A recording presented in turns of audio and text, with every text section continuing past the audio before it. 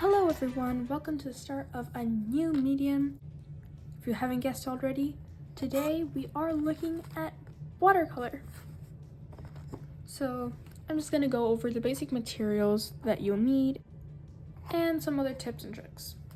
Let's start out with the paints themselves. So here I have this Winsor & Newton watercolor tubes, which they look like this. And so they come in these little tubes. Sometimes they get glued shut, but you can kind of see the consistency of the paint. So that's how it's gonna look when you take it straight out of the tube. And then when you put it on a paint palette like this one, eventually the paint that you don't use in your painting, of course, will dry out and it can flake off really easily and everything. The good thing about watercolors is that when you add water to this paint, it instantly gets reactivated and you can see that pigment is again on this brush.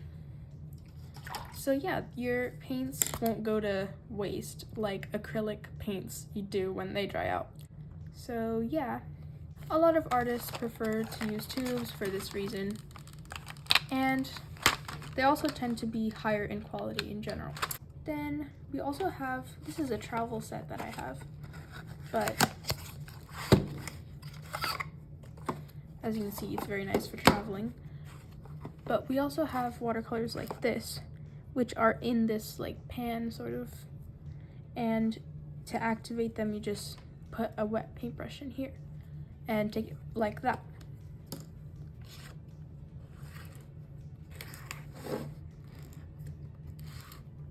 So this is really cool, and you should experiment with the different types to see which one you like best, but yeah. This travel set is really cool because it comes with like a sponge and everything.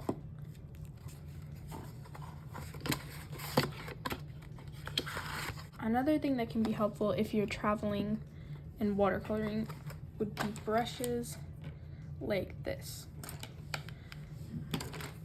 So these are basically water brushes where you have the cap, and then this is actually unscrewable, and inside this barrel you can fill it up with water, and then when you screw it back on,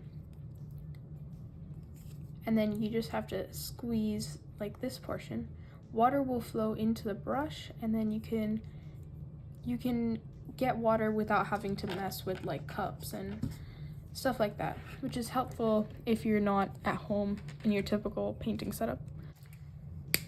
So yeah, you already saw the palette I'm using. It's like this palette with different wells so you can separate the colors, especially since watercolor gets very liquidy easily if you want to add more color and create washes. Okay, and then brushes.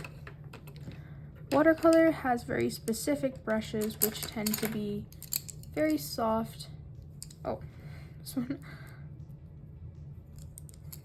So yeah, they tend to be really soft, and you can see I've used it for acrylic, which you should not do. You should have separate brushes, because as you know, acrylic tends to get all over the brushes and make them lose their shape and everything. But yeah, having a big assortment of brushes like this can really help, especially round brushes. This is one of the brushes I use like very often because of how versatile it is. Like if you want to do like, you can get really thin strokes, but then you can also get like really bold, thicker strokes as well. So yes. And finally, for water, I am using just these two cups with water in them, and one of them is my dirty cup and then one of them is the clean one, where to clean off the dirty brushes I would just put them in the dirty water cup and then rinse them off, and then I could dry them. But if I wanted to use water as part of my artwork, I wouldn't want to like take water from here because that would be already really pigmented from all the times I've washed my brushes. So I could just use this instead, which has made it really easy for me to not keep like replacing my water. So yeah. And then you should have a tissue nearby because it's really helpful to like dry out the brushes. Sometimes I even swatch my colors on here. Okay, then we have the actual paper. So this is the paper I'm using. It is from Strathmore and it is cold press. So there are differences between hot press and cold press watercolor paper. If you're really specific about your paper, then I suggest you look into the differences and find out more. But as a beginning artist, I think you shouldn't get caught up on too much of the details and just kind of dive in, you know, try to like get to know the medium. It does have two sides. It has this more textured side and then this flatter side. So this textured side, if you're going for like a more painterly look, this would be better. It like absorbs the paint really nicely. These sides also have their differences, which I'll go over in future videos, but yeah.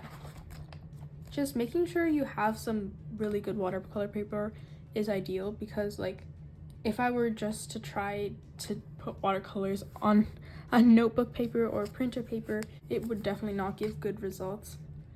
Like normal types of paper, like printer paper, they can't handle having that much water on their surface, and they would just become like really thin and soggy. So yeah, make sure you get the right kind of paper if you plan on doing watercolors. And yeah, I'll see you in the next one.